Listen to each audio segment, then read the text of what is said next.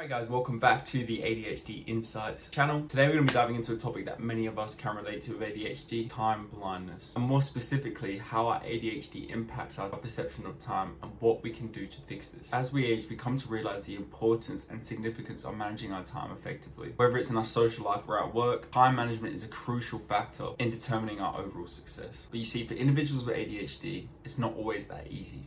So the thing about time, it often leads us to forgetting about social situations, meetings, events, even assignments that are coming up. Like I said, this even happens in social settings, which causes us to forget about important plans or even birthdays and events. ADHD often leads to a lack of patience, which makes waiting a very hard challenge for somebody with ADHD. You see, we perceive time in the now, and this leads to impulsivity and struggles with delaying gratification. I feel like ADHD sometimes is like navigating through life with somebody else driving, unaware of where we're headed or where we are going, or where the next turn is. So I want to slide into the ADHD time experiment done by Russell Barkley. See, the results in this experiment showed that individuals with ADHD can perceive time reasonably well, but we fail to use it to our advantage, especially when it comes to time reproduction. Russell Barkley actually did a project on this, where they would switch the light on and off. They would then get ADHD participants to see if they could guess how long the light was switched on and switched off for, the duration between these two events. Surprisingly, the ADHD participants were able to be pretty accurate with predicting the time that had passed. They weren't perfect, but they were pretty close. But where it gets kind of interesting is that we were unable to reproduce / match the time that was passing.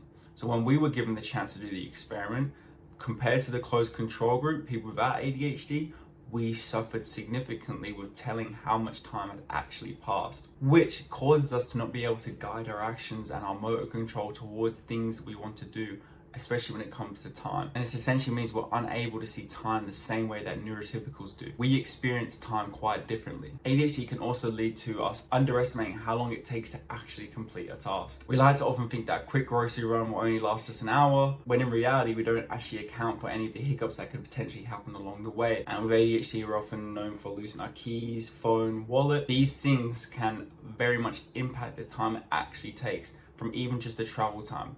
Like I said before, we experience time differently. So we only may think it takes us 20 minutes to get to the shops, but that's 20 minutes without any traffic, without stopping at any lights, without getting any type of issues happening on the road. So you're basically hoping for perfection every time, which is obviously unreasonable. We can't just expect the world to be perfect all the time. We have to account for situations that happen and be prepared for them. All right, so I now want to jump into the solutions part of the video. What can we do to fix this and to help us keep track of time at an effective level? Solution number one is going to be time wisdom, guys. So basically, don't over plan your schedule. Don't try to do everything in one day. I want you to try naturally use your brain when it makes sense to do things. For example, if you're hungry, instead of planning that you're going to make some food at like 9 a.m. and stress yourself out trying to meal prep at random time at 9 a.m. on Monday, go eat when you feel like it. Like the best one I like to use for this scenario, guys, is like if you have something that you feel like you need to do in that moment, just go do it. Instead of planning it out and being like, okay, at 9 a.m. I'm going to go to the shops and buy my groceries because that's like the best time for it.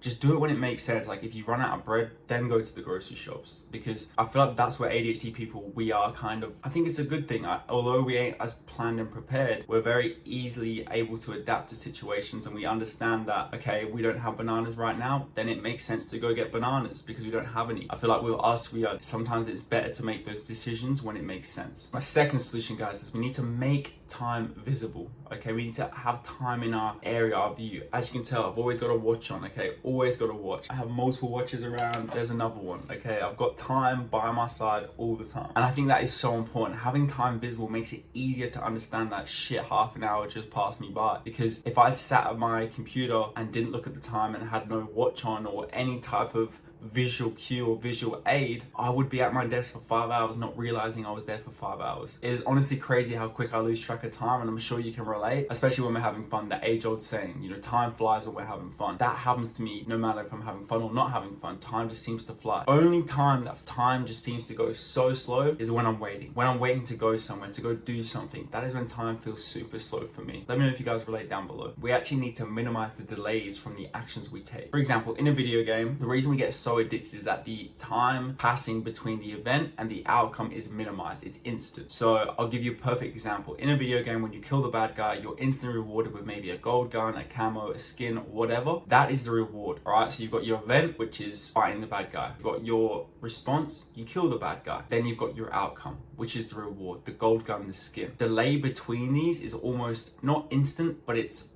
very quick. And it's very addicting. It's the reason why ADHD people love video games and people in general, because you can level up instantly. There's no waiting involved. You don't have to wait for things. So we need to make our life like a video game. So we need to actually minimize the delays between the events, the responses, and the outcomes. Best way I find to do it is, let's say for example, you're trying to read. Set yourself, I'm gonna read one page and then I'm gonna take a minute break. Then I'm gonna read another page and I'll have another minute break. By doing this, you're instantly rewarding yourself with doing the hard work. Even though it's only a minute, you're coming straight back to it, reading a page. I find this works very effective with kids in trying to get them to do their homework, and it also works very well with adults that need assignments for university or even just work projects that need to be done. Instead of trying to do the whole project in one night, just smash out page by page, bit by bit. Breaking down the task, we always talk about this. Make sure we are breaking down the task effectively. Another solution I have for you guys is the Pomodoro technique. This method of staying focused I find quite effective, especially when it comes to actually making these YouTube videos. I love to use it. I'll set my timer on for 25 minutes and I'll get straight down to work. I've actually built that up. I used to start at 5 minutes when I first started making my channel, as I found it really hard to concentrate and focus around medication. So all I would do at the time, 5 minutes on my stopwatch, 5 minutes on my phone on the timer. I would then start the timer, do some work for 5 minutes, and I mean focus work. I wouldn't look at my phone. I would literally do the job that I had in front of me set to do.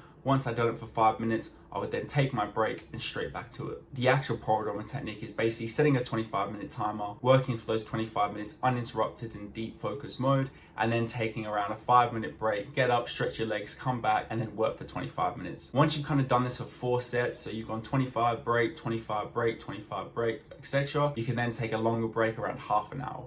This will help you to reset, get some food, get some water. Well, if you're anything like me, you'll know that you've probably forgotten to drink or even eat today, especially when you've been working so hard. So make sure you go do that. Go drink some water. I know you haven't drunk no water today.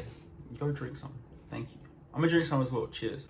I kind of wanted to finish it up by just saying that it's important to pay attention to your mental health, guys. That's why I want you to remember that we're not robots, guys. We're not meant to just be a killing machine that works and sleeps, okay?